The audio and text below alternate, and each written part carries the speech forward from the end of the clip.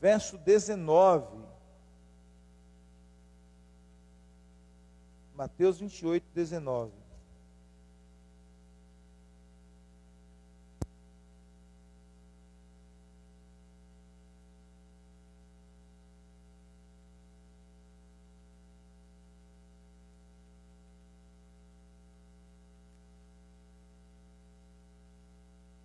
Mateus 28, 19. Quantos encontraram, digam amém.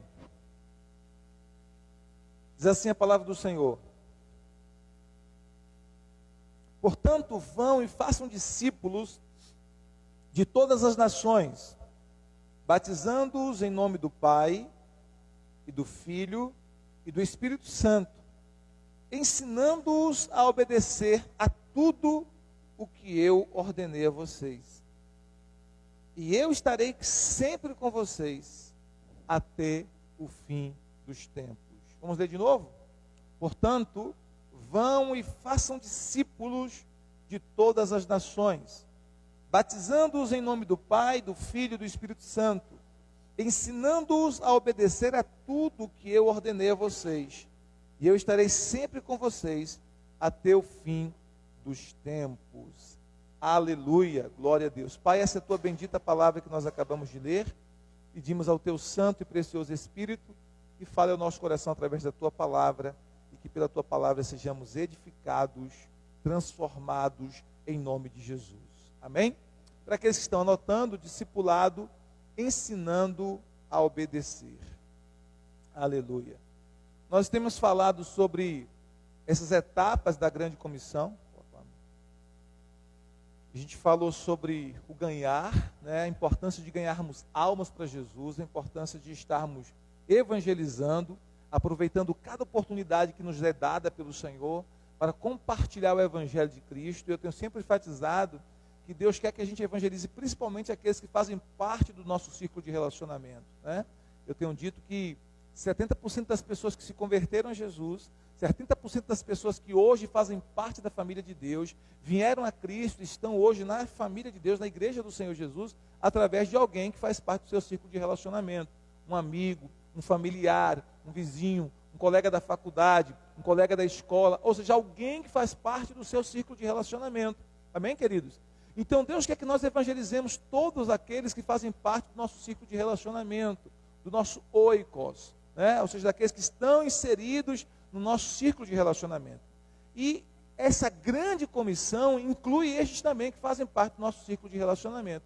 Então, quando você se converteu a Jesus Cristo, você passa a ter como alvo, você passa a ter como meta, ganhar para Jesus aqueles que você conhece, seus familiares, né? Seus amigos, seus colegas de trabalho, seus colegas de escola. Todas essas pessoas precisam ser alvos da sua oração, da sua intercessão e do seu desejo de ganhá-los para Jesus, do seu desejo de trazê-los para o reino de Deus. Uma vez que essas pessoas são conquistadas para Jesus, uma vez que essas pessoas são ganhas para Jesus, precisa começar então o processo de consolidação. O que é a consolidação, pastor? É ajudar essas pessoas a se firmarem em Cristo, né? É ajudar essas pessoas a se manterem firmes no Evangelho. A gente faz isso através da chamada fonovisita, ligando para a pessoa, e já marcando, dando os parabéns a ela por ter feito a decisão por Cristo, e já marcando o encontro pessoal. E nesse encontro pessoal, nós começamos um processo de cuidado, de acompanhamento com esse novo convertido, que nós chamamos de consolidação, ok? Uma vez que essa pessoa está consolidada, convicta da sua decisão em Cristo, nós precisamos também imediatamente começar o processo do discipulado com esta pessoa. E é sobre isso que nós queremos falar hoje à noite, que nós precisamos discipular, fazer discípulos, né, do Evangelho, fazer discípulos do Senhor Jesus. E o texto que nós lemos, Jesus nos dá exatamente essa missão. Jesus nos dá exatamente essa ordem.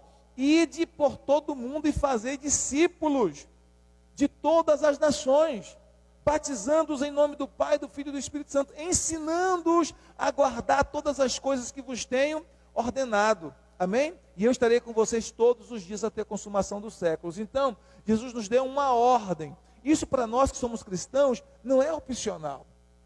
Não é opcional, não é facultativo. Nós precisamos obedecer a essa ordem de fazer discípulos. É interessante porque nós não encontramos discípulos prontos. O apóstolo Zelito, ele brinca com a gente e diz assim, olha, você não chega no supermercado e diz assim, me dá aí 1 quilo de discípulo. Ou você não chega numa loja e diz assim, me dá aí 1 metro de discípulo. Você não encontra discípulos prontos. Você precisa fazer discípulos. É isso que Jesus nos ensinou. Amém? Nós precisamos fazer discípulos. E o que é discipulado? Discipulado tem algumas vertentes importantes que nós precisamos entender. Primeira coisa, que discipulado é ensino. Diga comigo, discipulado é ensino. Ou seja, é troca de ensino, de experiência do discipulador com o seu discípulo, né? De uma pessoa para outra. E aí Timóteo, 2 Timóteo, capítulo 2, versículo 2, eu queria que você abrisse sua Bíblia nesse texto. Paulo, falando a Timóteo, ele diz assim, e as coisas que me ouviu dizer na presença de muitas testemunhas, confie a homens fiéis, que sejam também capazes de ensinar a outros. 2 Timóteo, capítulo 2, versículo 2. Olha o que ele diz. E as coisas que você me ouviu dizer, na presença de muitas testemunhas, confie a homens fiéis, que sejam também capazes de ensinar a outros, de instruir a outros. O que nós estamos aprendendo aqui nesse texto? Que essa informação do Evangelho, que esse conhecimento do Evangelho, ele é necessário ser transmitido a outros. Então, no discipulado, que é ensino, discipular é ensinar, nesse primeiro momento, nós estamos instruindo. Nesse primeiro momento, nós estamos transferindo conhecimento. Claro que a gente vai ver nesse estudo que vai além de apenas de transmissão de conhecimento, é transmissão também de vida. Mas nesse primeiro momento do discipulado, nós estamos transmitindo ensino, nós estamos transmitindo conhecimento, informação do reino para esta pessoa que nós estamos discipulando. E aí nós temos esse texto que Paulo diz assim, olha, você me ouviu dizer muitas coisas de Deus, do Evangelho, na presença de muitas testemunhas. Quem ouviu? Timóteo. Ouviu quem? Ouviu Paulo. Então Timóteo recebeu a instrução de Paulo. Paulo discipulou Timóteo. Paulo instruiu Timóteo. Paulo ministrou o Evangelho a Timóteo. E agora Timóteo tem a responsabilidade, porque Paulo disse, olha, você me ouviu dizer na presença de muitas testemunhas. E agora você deve confiar a homens fiéis. Então nós temos Paulo, na primeira geração. Nós temos Timóteo, na segunda geração.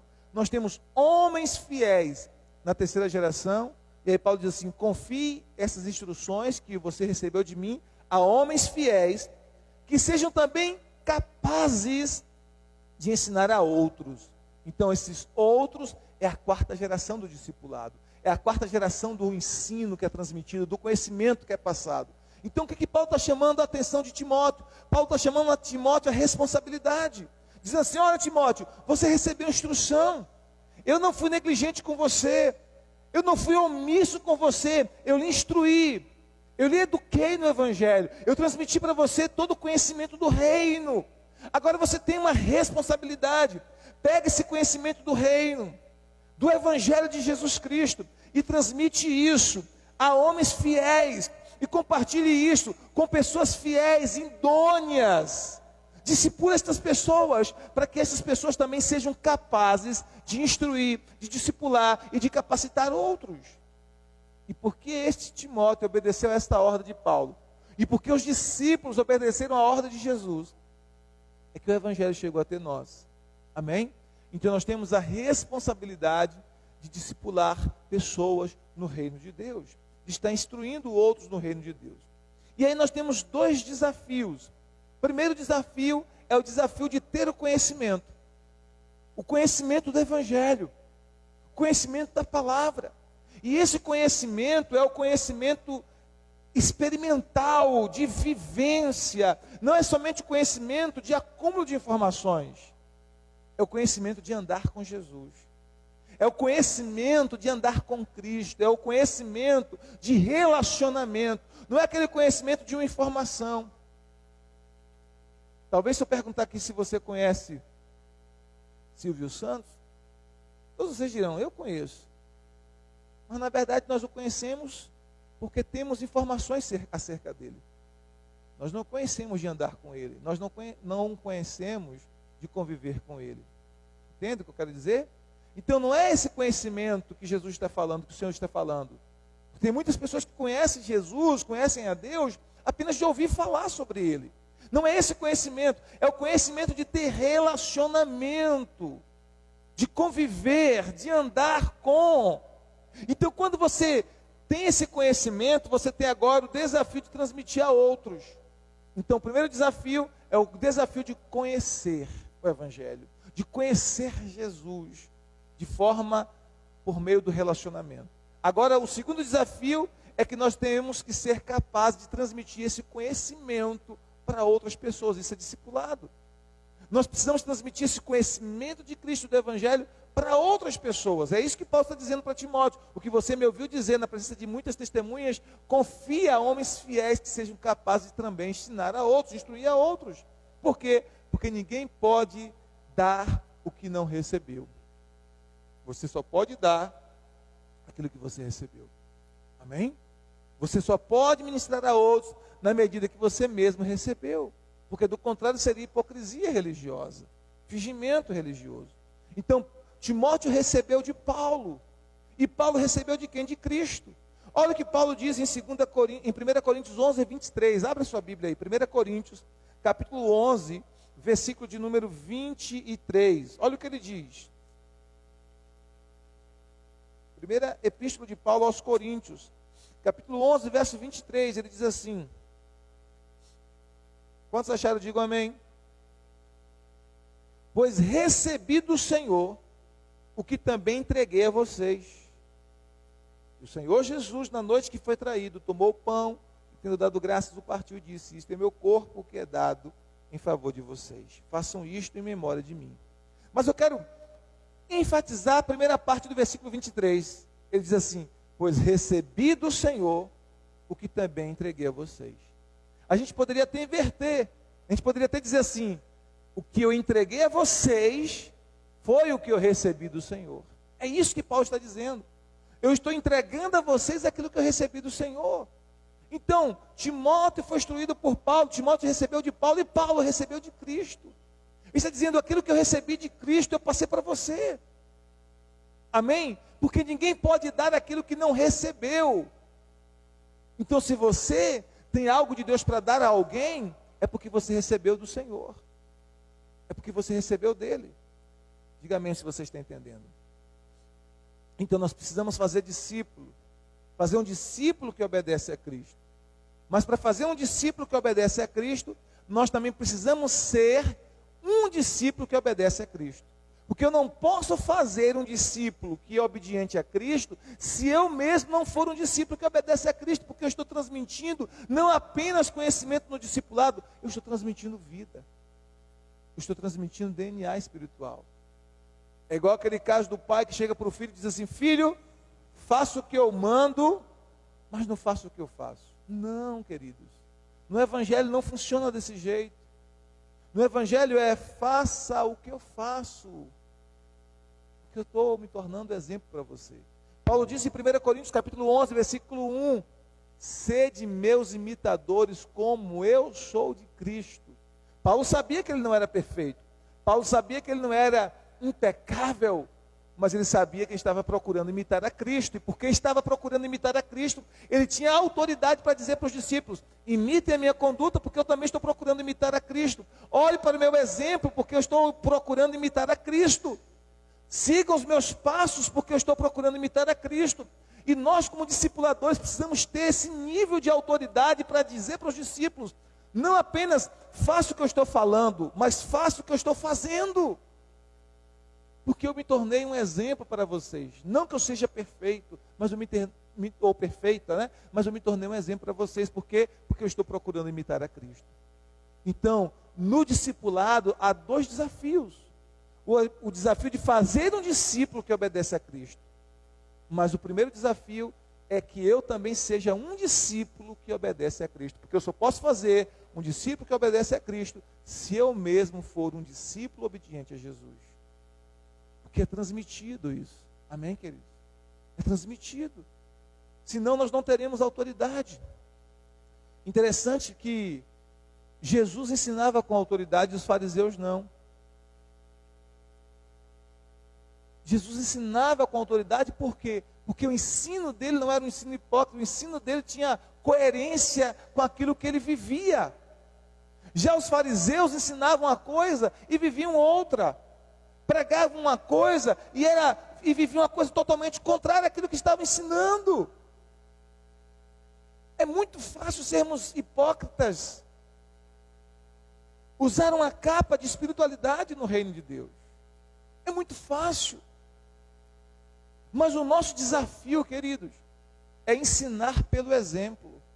O nosso desafio é ter a autoridade do ensino, não porque temos um discurso bem elaborado, mas porque vivemos o que estamos ensinando. Esse é o nosso desafio como cristãos, como discípulos de Jesus. Não só de pastores.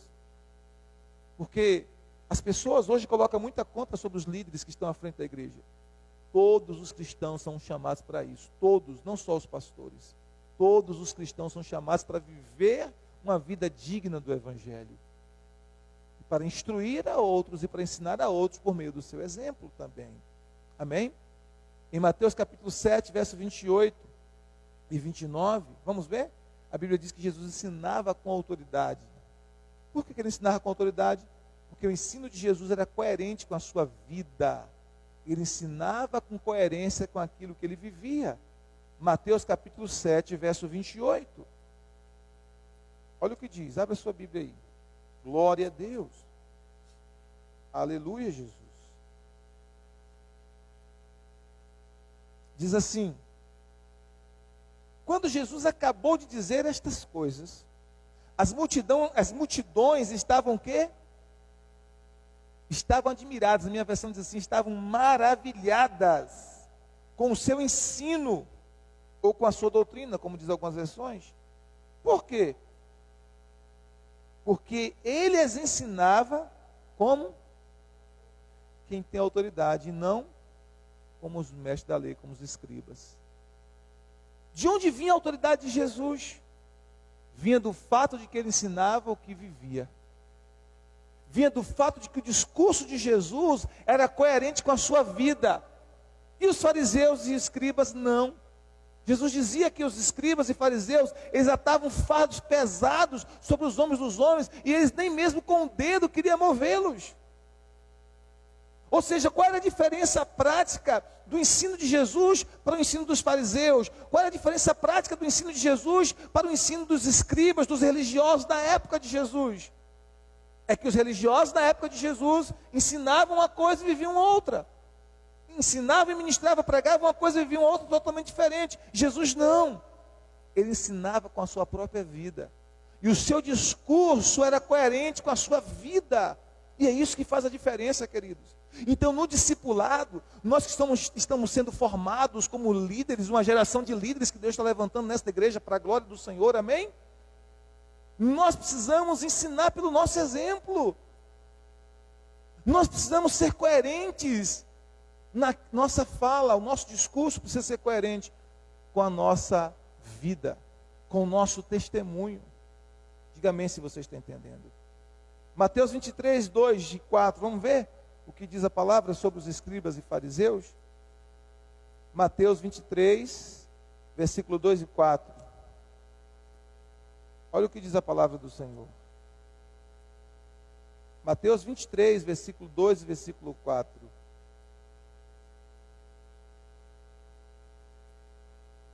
Aleluia.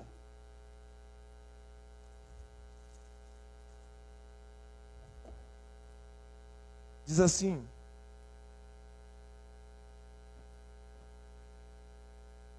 os mestres da lei e os fariseus se assentaram na cadeira de Moisés. Aí Jesus diz assim no versículo 3: obedeçam-lhes e façam tudo o que eles dizem a vocês, mas não façam o que eles fazem, pois não praticam o que pregam. Jesus disse: olha, eles estão assentados na cadeira de Moisés. Vocês podem até fazer o que eles ensinam, porque eles estão ensinando a lei, mas não façam o que eles fazem, porque eles não fazem o que pregam, o que ensinam. Estão entendendo, queridos? E é por isso que eles não tinham autoridade. Por isso que quando as multidões compararam o ensino de Jesus com o ensino dos escribas e fariseus, a Bíblia diz que eles ficaram maravilhados, porque Jesus ensinava com autoridade. De onde vinha a autoridade de Jesus? Da coerência entre seu discurso e a sua vida. A autoridade é gerada da coerência entre aquilo que eu falo e aquilo que eu vivo. Amém? Amém, gente? Então é daí que vem a nossa autoridade no discipulado. Então qual é a melhor maneira de discipular alguém? Pelo exemplo. Pelo testemunho, pelo exemplo. Essa é a melhor maneira de discipular alguém. 1 Coríntios 11, 1. Anote aí, você que está anotando. 1 Coríntios capítulo 11, versículo 1. Quem pode ler para mim bem alto?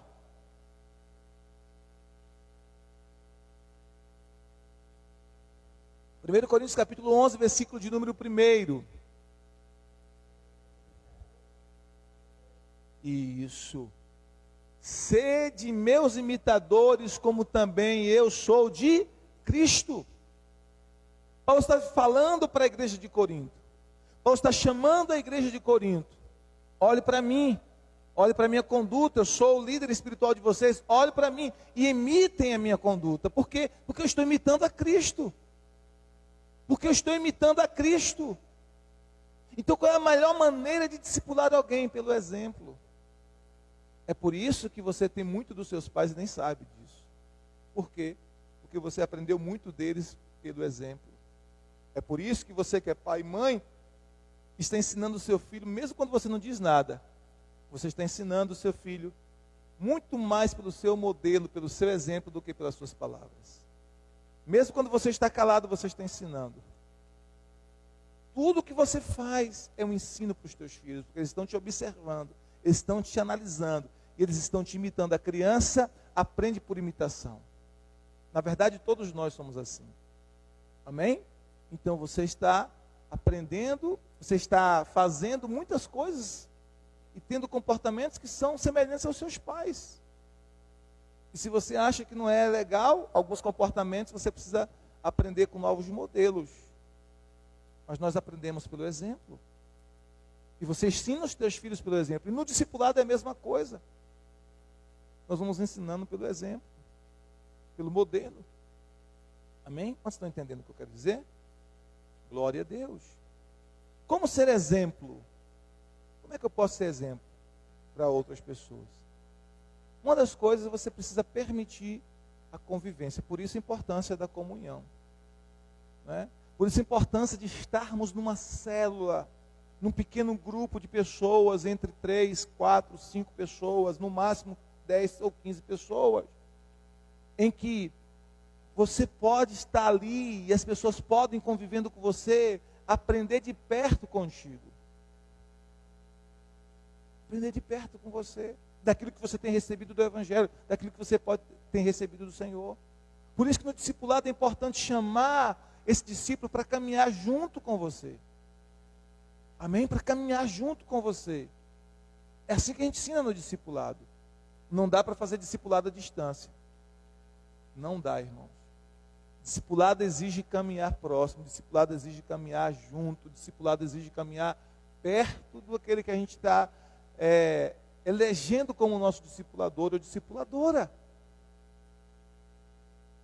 E o discípulo precisa aprender também a andar junto com você, se você está discipulando alguém. Por quê? Porque no discipulado precisa haver convivência. E uma coisa que a gente tem aprendido com o nosso apóstolo é que cada discípulo é livre para escolher o seu discipulador ou discipuladora. Mas uma vez que escolheu o discipulador ou discipuladora, você tem, como discípulo, a responsabilidade de buscar caminhar junto do seu discipulador ou discipuladora. Assim como o discipulador e discipuladora tem que estar disponível e acessível para que você possa estar caminhando com ele ou com ela. Amém? E você, como discipulador de alguém, tem que estar acessível para esse discípulo. Porque no discipulado é preciso caminhar junto, irmãos. Não dá para fazer discipulado à distância. Não dá. É preciso estar próximo. É preciso conhecer as limitações do outro, as fraquezas do outro. corrigir o outro em amor. Amém? É preciso andar juntos. Se não andarmos juntos, não dá para ter um discipulado de qualidade. Agora, discipulado, além de transmitir conhecimento, discipulado é ensinar a obedecer. Ensinar a obedecer significa transmitir vida. Então, não é apenas transmitir conhecimento. É muito mais do que isso, é transmitir vida. Então, quando você está discipulando alguém, você está transmitindo a vida de Deus a esta pessoa por meio do Evangelho. E olha que interessante. A palavra grega para conhecimento dá a ideia de apenas obter informações. Mas a palavra hebraica para conhecimento dá a ideia de relacionamento pessoal e íntimo.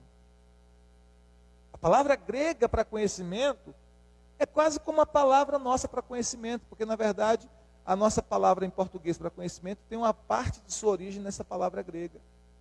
Mas a palavra hebraica para conhecimento, a ideia é de um relacionamento íntimo, pessoal. Tanto é assim que em Gênesis capítulo 4, versículo 1, eu queria que você abrisse a sua Bíblia lá rapidinho, diz que Adão conheceu a sua esposa Eva e ela ficou grávida. Olha, que conhecimento é esse? Não é um conhecimento de apresentar. Gênesis capítulo 4. Gênesis capítulo 4, versículo 1. Olha o que diz, que interessante isso. E Adão conheceu a sua esposa Eva, e ela engravidou e deu luz a Caim. Que conhecimento é esse? Aqui está falando de um conhecimento de quê? De intimidade. Ok? Vocês estão entendendo? A palavra hebraica aqui, para conhecer, significa o quê? Intimidade. Aqui especificamente falando da intimidade sexual. Então você percebe que a palavra hebraica para conhecimento não é simplesmente transmitir informações. É mais do que isso. É relacionamento, é intimidade, é estar junto.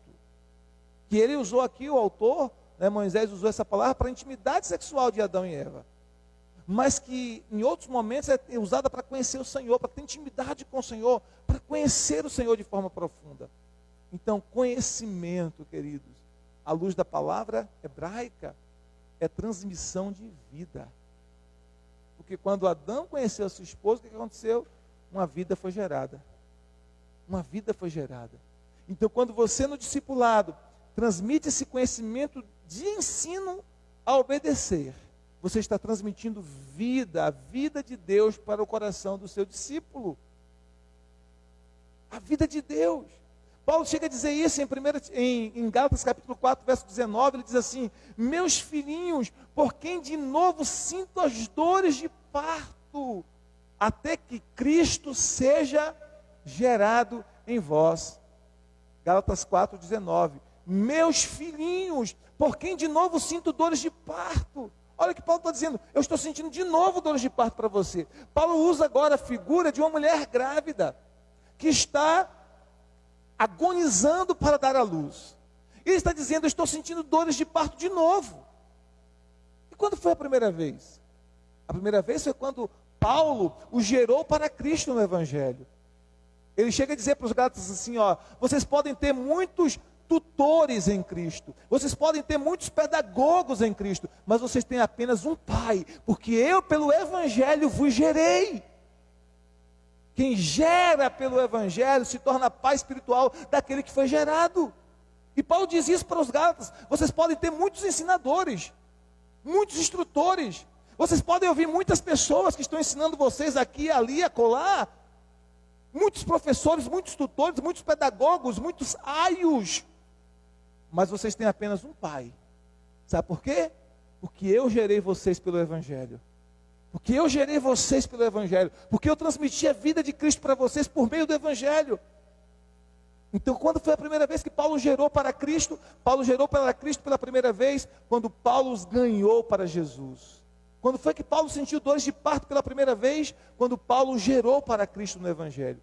Mas agora em Gálatas 4, 24, 19, Paulo está dizendo, meus filhinhos, por quem de novo eu sinto dores de parto. Estou sentindo novamente dores de parto. A primeira vez foi para gerar vocês no Evangelho. Mas a segunda vez é para gerar Cristo em vocês. Isso é discipulado. Paulo sentiu a primeira dor de parto para evangelizá-los, para ganhá-los para Cristo. Agora Paulo está sentindo dor de parto de novo, para gerar Cristo neles, para gerar o caráter de Cristo neles, para fazer com que eles se tornassem cada vez mais semelhantes a Cristo. Essa é a agonia de um verdadeiro discipulador. Um verdadeiro discipulador vai agonizar no mundo espiritual até que Cristo seja formado, gerado no interior de cada discípulo. Qual é a minha missão? O que queima no meu coração? O que arde dentro de mim? Que cada um de vocês carregue dentro de si o caráter de Jesus. Que cada um de vocês sejam parecidos com Cristo. Que cada um de vocês exalem o bom perfume de Cristo. Que onde vocês forem, onde vocês andarem, vocês possam transmitir esta vida de Cristo. Essa é a minha agonia no mundo espiritual. Como Paulo, eu agonizo diante de Deus para gerar isso em vocês. Em lágrimas, em intercessão, em jejuns, em orações, em discipulado. Por quê? Porque eu quero que vocês cresçam e que cresça o caráter de Jesus em vocês. Que Cristo brilhe em vocês. Que vocês, tenham a fragrância de Cristo, que vocês tenham o sabor de Cristo. Em nome do Senhor Jesus. Então, discipulado é essa transmissão da vida de Deus. Não apenas de conhecimento e de informação, mas da vida de Deus. Quando estão entendendo, diga glória a Deus. Então, Paulo diz: meus filhinhos, por quem de novo sinto dores de parto, até que Cristo seja gerado em vocês. Para você que está anotando, anote aí, Gálatas capítulo 4, versículo 19. Isso, Gálatas 4, 19. Amém? Então, Gálatas 4,19, meus filhinhos. Vamos dizer comigo para você memorizar esse texto? Diga assim, meus filhinhos. Mais alto, diga, meus filhinhos. Por quem de novo sinto dores de parto, até que Cristo seja formado em vós. Aleluia. Primeira vez que você sentiu dores de parto foi para gerar os seus filhos biológicos, né? Estou falando agora com as mulheres, as mães. Mas você que é mãe cristã, você sente uma outra dor de parto, que é espiritual. Qual é? De gerar Cristo nesses meninos aí, nessas crianças, nesses jovens, nesses adolescentes. João disse assim, meus filhos, dizendo para os seus discípulos, João, o apóstolo João, na sua epístola, ele diz, meus filhos, não há maior alegria do que essa, em saber que os meus filhos andam na verdade. Quem disse isso foi o apóstolo João para os seus discípulos. João está chamando os seus discípulos de filhos e diz assim, meus filhos, não há maior alegria do que esta, em saber que os meus filhos andam na verdade. Qual é a alegria de um pai e de uma mãe, um evangelho? Ver os seus filhos andando na verdade. Qual é a alegria de um pai e de uma mãe espiritual? Porque cada pessoa que gera outro para Jesus se tornou pai e mãe espiritual. Quando você ganha uma alma para Jesus, você se tornou um pai espiritual daquela pessoa, uma mãe espiritual daquela pessoa. É isso que a Bíblia diz, é isso que o Novo Testamento diz. Qual é a alegria de um pai e uma mãe espiritual? Ver os seus filhos andando na verdade. Amém, queridos? Então, como é que a gente pode atestar que alguém realmente é um discípulo de Jesus? Se obedece aos mandamentos e pratica a palavra. Agora, esses mandamentos, quais são eles? Os mandamentos de Jesus. Amar a Deus de todo o coração, toda a alma, todo o entendimento, toda a força, amar ao próximo como a si mesmo. 1 João capítulo 2, verso 3 a 6, João 12, 21 a 24. E também aquele que aplica a palavra de Deus à sua vida. Tiago capítulo 1, versículo 22 a 25, diz que o homem que ouve a palavra e não coloca em prática é semelhante a um homem que olha o seu rosto no espelho, depois sai e se esquece de como era a sua face. Porque se você não aplica a palavra à sua vida, você acaba esquecendo. Então é preciso aplicar a palavra. Isso é evidência de que você realmente está encarando o discipulado como algo sério na sua vida. Amém? Então, o discipulado é ensinar a obedecer tudo o que Jesus ordenou. E aí nós temos Os grandes mandamentos, que é amar a Deus e amar o próximo. Toda a lei se resume nesses dois mandamentos: amar a Deus e amar o próximo. E nós temos também a grande comissão. Jesus nos ordenou ir fazer discípulos de todas as nações, batizando-os em nome do Pai, do Filho e do Espírito Santo. Amém? Glória a Deus. Você está entendendo? Diga aleluia. A grande comissão. Quando eu estou fazendo discípulos para Jesus, eu estou frutificando no reino de Deus. Jesus disse que o Pai é glorificado no fato de nós darmos muitos frutos. João, Evangelho de João, capítulo 15, versículo 8. Nisto é glorificado meu Pai, em que deis muitos frutos. Você que está anotando, Evangelho de João, capítulo 15, versículo 8. Nisto é glorificado meu Pai, em que deis muitos frutos. Quando você produz frutos, e quanto mais frutos você produz, quando você produz muitos frutos, o Pai é glorificado na sua vida. A gente às vezes pensa que dar glória a Deus é apenas dizer bem alto, glória a Deus. Isso também é dar glória a Deus. A gente pode dizer glória a Deus, a gente pode gritar glória a Deus. É maravilhoso, isso faz parte do louvor. Mas não é a única maneira de dar glória a Deus. Quando eu frutifico no reino de Deus, quando eu produzo muitos frutos no reino de Deus, e um desses frutos, não é o único, mas um desses frutos é gerar almas para o reino, é discipular pessoas, é ajudar pessoas a crescerem em Cristo. Quando eu faço isso, sabe o que está acontecendo? O meu Deus está sendo glorificado. O meu Deus está sendo glorificado na minha vida. Amém? Então, discipular, diga comigo, discipular é ensinar a obedecer, é ensinar a obedecer tudo que Jesus ordenou. Diga, discipulado é a transmissão de vida por meio do Evangelho de Cristo.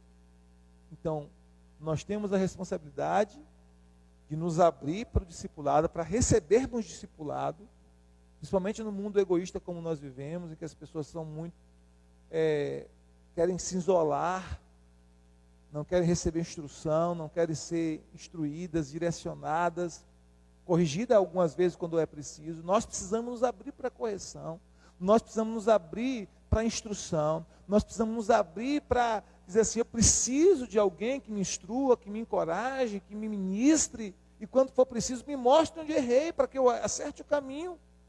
E ao mesmo tempo eu preciso estar aberto para ser esse instrumento de Deus na vida de outras pessoas. Amém, queridos? Claro que no reino de Deus nada é forçado. Tudo é por amor e graça. Tudo por amor e graça.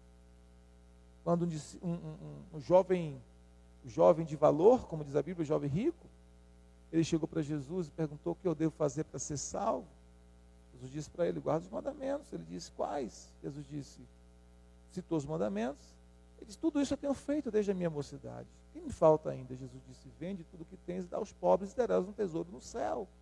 A Bíblia diz que ele ficou entristecido porque possuía muitos bens. E aí ele deixa Jesus, ele segue. Mas o que eu acho lindo nesse texto, que no texto de Lucas, o texto paralelo ao de Mateus, o texto diz assim, que Jesus o amou e disse. E embora Jesus tendo amado e tendo dito para ele a verdade, e ele decidiu seguir o seu caminho sem render-se a Jesus, Jesus não ficou correndo atrás dele dizendo assim, volte, eu me equivoquei, eu errei, não é bem assim. Jesus o amou, e mesmo apesar de Jesus tê-lo amado tanto, Jesus deu a ele o direito de liberdade. Embora Jesus sabia que o caminho dele era o melhor, Jesus deu a ele o direito de escolher o caminho que ele queria. Vocês estão entendendo o que eu quero dizer? Então, no discipulado, queridos, não é forçado. Não é lançado goela abaixo. É em amor e graça. Claro que nesse caso específico que eu estou contando para vocês, eu acredito particularmente que Jesus estava testando aquele homem, estava testando o coração dele. Porque no caso de Zaqueu, que adquiria até as riquezas de forma desonesta, Jesus não deu nenhuma palavra para vender nada. Não é verdade? No caso de Zaqueu, Jesus não deu palavra nenhuma para vender nada. O próprio Zaqueu disse, se tenho defraudado alguém, devolvo 4 vezes mais. Então eu acredito que era um teste que Jesus estava fazendo com aquele jovem. A verdade é que, infelizmente, ele não passou no teste. Mas a verdade que eu quero enfatizar nessa noite é que, mesmo assim, Jesus o deixou. Deixou ele ter a sua escolha, deixou ele escolher o seu caminho. Porque o discipulado, que eles não é obrigado, não é por obrigação, não é forçado. Nós não somos coagidos no discipulado. É voluntário. Nós nos voluntariamos para receber discipulado e nos voluntariamos para discipular alguém. Vocês estão entendendo? Mas se nós escolhemos ser discípulos de Jesus e de alguém que está sobre nós no Senhor, de alguém que nos preside no Senhor, nós precisamos nos submeter ao processo do discipulado. Amém? Querer esse processo, desejar esse processo, ser submissos e obedientes a esse processo do discipulado. Porque caso contrário, não haverá progresso. Caso contrário, não haverá crescimento. A gente finge que recebe ou finge que dá alguma coisa. E na verdade não está acontecendo nada. Então a gente precisa se submeter ao processo do discipulado. Ser submisso a esse processo de discipulado. Abertos para receber através do nosso discipulador ou discipuladora. Ao mesmo tempo que nós nos voluntariamos para ser discipuladores de alguém. Ao mesmo tempo que nós nos voluntariamos para dizer assim, eu quero dar a alguém aquilo que eu tenho recebido do Senhor através dos meus discipuladores. Eu quero transmitir a alguém aquilo que eu tenho recebido dos nossos discipuladores em Cristo Jesus. Agora, o que não nos deixa avançar nisso? O orgulho pode nos impedir de avançar nesse processo. O orgulho pode nos impedir de avançar nesse processo, porque quando nós temos o nosso coração orgulhoso, a gente acha, ou corre o risco de acreditar que nós não precisamos de pessoas que nos ensinem no Senhor. Ah, não, meu negócio é só com Jesus. Eu só preciso de Jesus. É claro que Jesus está acima de todas as pessoas, irmãos. Mas se nós não precisássemos uns dos outros, Jesus não nos mandaria andar em comunhão. Jesus não nos mandaria andar em submissão. Jesus não nos mandaria receber discipulado, de alguém que nos preside no Senhor. Amém? Então nós precisamos uns dos outros, nós precisamos também de discipuladores, e nós precisamos também ser esses discipuladores para outras pessoas que estão chegando no reino de Deus. Amém? E isso é um processo contínuo. Mas Deus quer nos usar para que, através de nossas vidas, muitas mais pessoas sejam geradas no reino de Deus e a vida de Deus seja gerada em outras pessoas, no nome de Jesus. Então nós precisamos nos abrir a esse processo e dizer, Senhor, eis-me aqui, eu estou aberto ao teu tratamento. Ministra a mim, me instrui através de homens e mulheres de Deus que o Senhor tem colocado sobre mim. Me corrige, me instrui, me orienta, e que eu também seja esse instrumento de Deus, para que através de minha vida também, outras pessoas sejam abençoadas, direcionadas, corrigidas, abençoadas, em nome de Jesus de Nazaré. Mas se nós não nos abrirmos para isso, o que é que a gente vai dizer? Não preciso disso. Não quero ninguém se metendo na minha vida. É isso que a gente vai pensar. Se a gente não se abrir para o processo do discipulado, a gente acha que é uma intromissão em nossa vida. E não é. É o Evangelho de Jesus Cristo. É que Jesus nos ama tanto que Ele usa pessoas, mesmo pessoas imperfeitas, para nos instruir, para nos corrigir em amor e para nos apontar a direção. Amém?